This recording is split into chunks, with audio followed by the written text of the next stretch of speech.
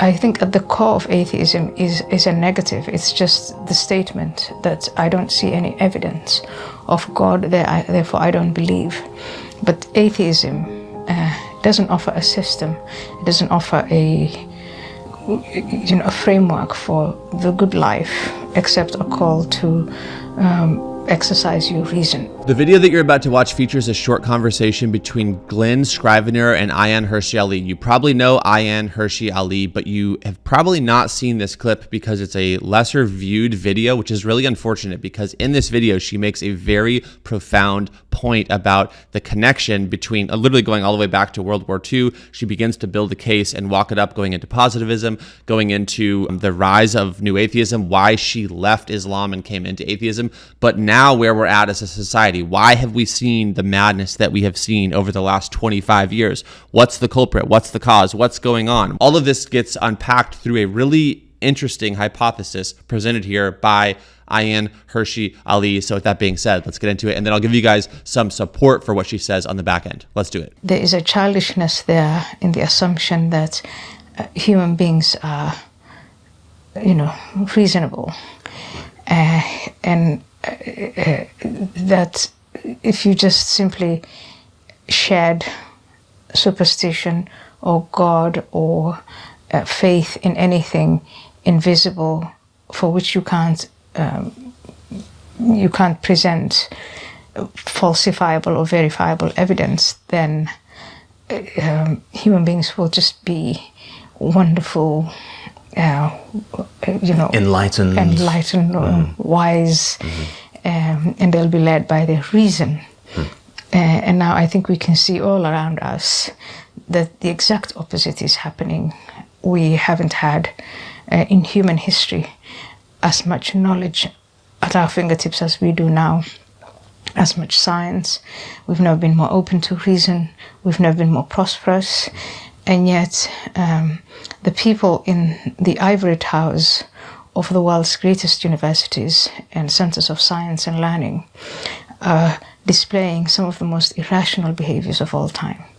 I mean, just the proposition that there are multiple genders, that sort of thing. This isn't being said just by teenagers who want to provoke society or people with gender dysphoria. This is being said in the centers of science.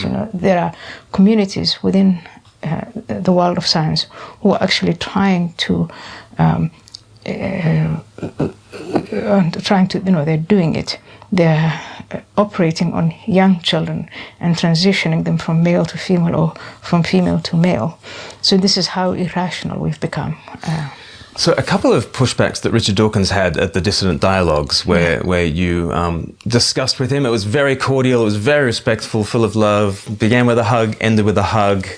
You were very personal on stage, and I loved your little sort of shrug at the end. You sort of told your story to Richard, and here I am, you know.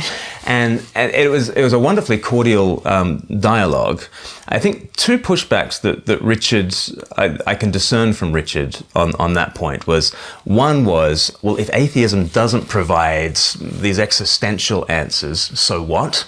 Yes. Was sort of one sort of response. And then the other response was a belief that enlightened, secular, rational philosophy will get us to the place where we can answer some of those questions. How would you respond to that? Well, the affection, first of all, is real. We are friends. I love Richard. I admire Richard. And so I think for me, it's amazing that you can see the world completely differently, or you can change your minds without then saying, well, now I've changed my mind about things, now I don't like you anymore, you're not my friend anymore. That is also some of the stuff that we are seeing around, which is a terrible development. But no, I love Richard, but I disagree with him, and I see things differently now. And I think on that stage it was clear that Richard's expectation was, and I quoted Bertrand Russell. When Bertrand Russell wrote that essay, he ends with, if we shed Christianity, he wrote an essay called Why I Am Not a Christian. And so if we cast Christianity aside, what's going to come in its place is going to be reason and enlightenment and knowledge and so on and so forth. And that doesn't happen. And I think Richard, being intellectually honest, is very much aware of this phenomenon now, where we were in New York and the protests in Columbia University were going on, and at NYU and Harvard and Yale. Look, these are the temples of science and reason and enlightenment. And if they are churning out young people who can't tell the difference between right and wrong, who are displaying the most irrational behaviors, then I think that sends Richard and people like Richard back to rethink, what is it that we're doing wrong? What is it that we're not getting about human nature? About human nature, I think that is probably the fatal flaw in the new atheism. As a Christian, I think they get God wrong, obviously, but I think they get human nature wrong as well, that we are not these sort of rational individuals coolly, calmly collating the data and coming up with theories. And actually, I wonder whether the kind of new atheism that's really it's a rebrand of logical positivism from 100 years ago, around the time of Bertrand Russell, that they would make claims like the only kind of truth is scientific truth, which is a self-refuting statement, because it is itself not a scientific statement. So it's, if it's true, it's false, and if it's false, it's true. So I think it's self-refuting in itself, but it also doesn't take account of what a human person really is and what a human person really needs. So my take on that is the positivism of 100 years ago and the reaction to it by Christians and people of faith. Those conversations happened. And they happened in the West, and I think they were put to rest, and at least we had reached a place of, all right, let's agree to disagree, to each his own. But if you walk into any modern library, if you walked into a library before 2020, you would still find, either ends of the library, the faith end of the library, the science end of the library, filled with all the work. I think those things were settled. And then in comes Islam. And back in the day, and this is when I got in with my atheist friends, this is how I met my atheist friends, it was a reaction from the atheist corner to Islam and to the irrationality that Islam was displaying that they thought had been put to sleep. And I think part of what happened is they wanted to compose the criticism, which is really a replay in some cases of the criticism against Christianity a few hundred years ago.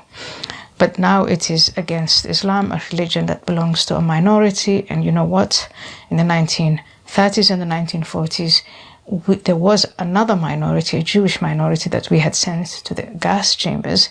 And so there's this delicate interplay of, we do want to criticize the religion of the new minority, but how do we do it without offending or without inciting hatred against them amongst the population?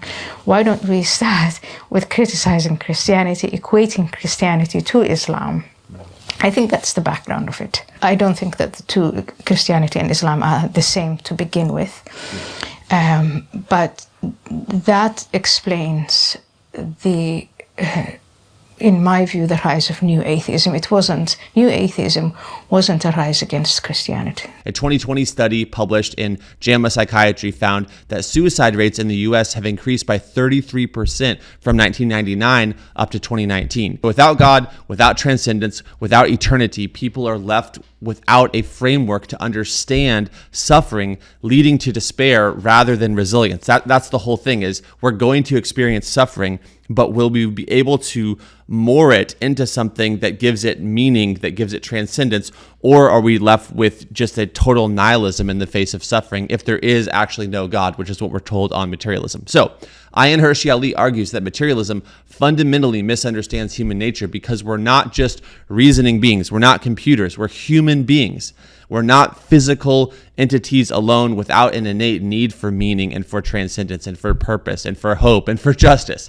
History has shown us that when a civilization will abandon the pursuit of higher truth in favor of just pure raw material comfort, that decadence and opulence kind of become the primary goal. Basically, a type of hedonism emerges that then facilitates the decline of that civilization. The fall of Rome would be a great example of this. It was preceded by moral decay, by hedonism, by a loss of civic virtue, and the parallels are obviously eerily reflective of modern Western culture. So if the West is to recover, it must recognize that human beings are not just biochemical machines, but creatures made by God and for God, with love, with purpose, designed in a way that is ordered and that has a moral component to it, designed in a way that is eternal and that has an eternal transcendent component to it. We are, in other words, more than just matter, more than just machines, more than just animals. We are infused with a spark of divinity by